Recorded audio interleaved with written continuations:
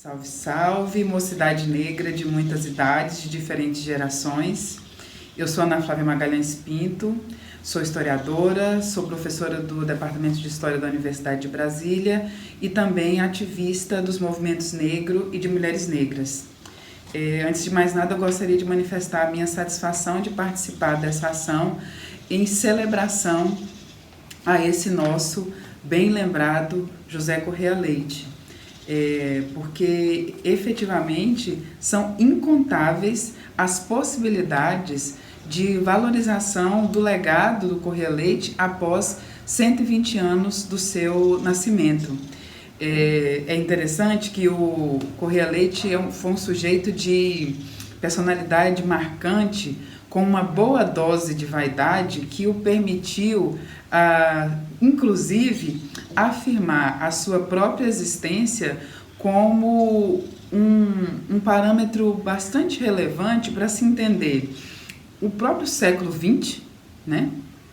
E uma coletividade complexa, né? Uma coletividade negra bastante pulsante, diversa, e que, portanto, desafia modelos de explicação sobre as nossas experiências históricas. E, de fato, eu entendo o Correia Leite como uma espécie de sujeito catalisador de muitas vidas.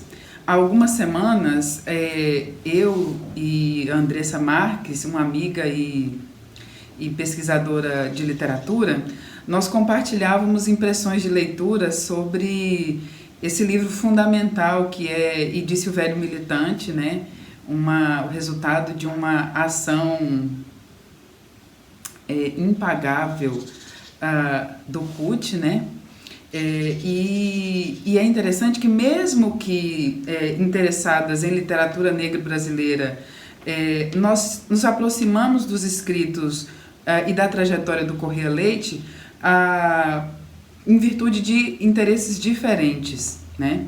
E é curioso que ambas concordamos com o fato de que a relevância do Correia Leite se justifica tanto por ele mesmo, quanto pelo fato de ele ser uma espécie de portal para o reconhecimento de uma rede quase interminável de intelectuais e ativistas negros durante boa parte desse século XX.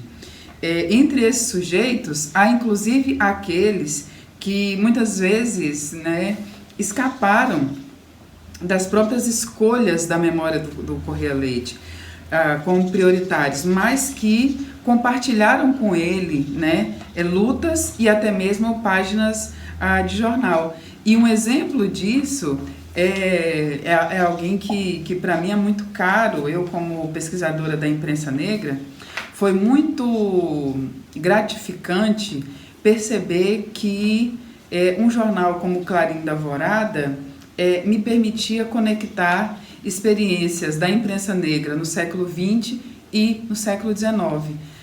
Me intrigava bastante essa desconexão, porque eu não via, né, uma referência direta.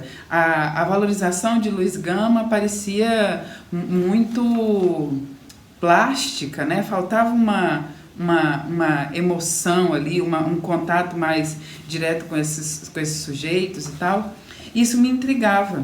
E lá pelas tantas, até durante um curso sobre imprensa negra no pós-abolição, eu compartilhei com a turma exemplares do Clarim da Alvorada, né?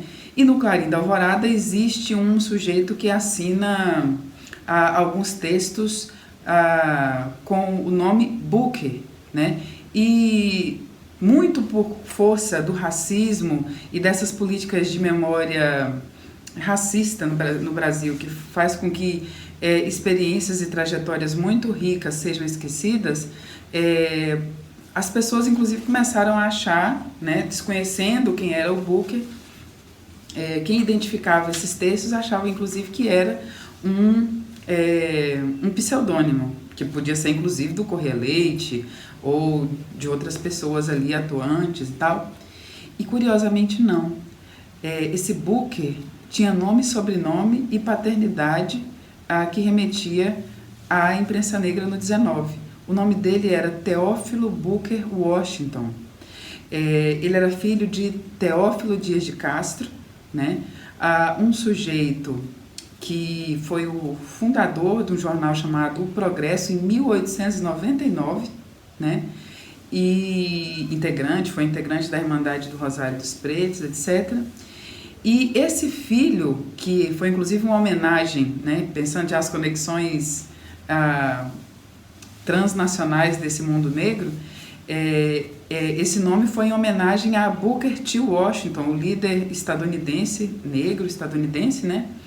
E é interessante que o Correia Leite vai abrigar, né, nos anos 20, ali, em 1925, 26, a produção desse jovem, que inclusive estava transitando como estudante da Faculdade de Direito do Largo de São Francisco. E interessante também pensar que quando o pai do Booker morre, o jornal Clarim da Alvorada vai lamentar a perda desse sujeito, que foi um dos lutadores pelo fim da escravidão e pela própria o empoderamento da coletividade negra, né? Dessa raça negra, como também se afirmava. Portanto, o Correia Leite, né, com a sua coragem, com a sua determinação em dar visibilidade a esses esforços de uma intelectualidade negra muito ativa, que permite que a gente consiga ainda dimensionar, acessar, se aproximar desses nossos passos que vêm de longe. E, portanto, no dia de hoje, efetivamente, nós temos muito o que agradecer pelos grandiosos e imprescindíveis passos dados por Correia Leite e toda essa coletividade que ele ajudou a mobilizar durante a sua vida. Obrigada.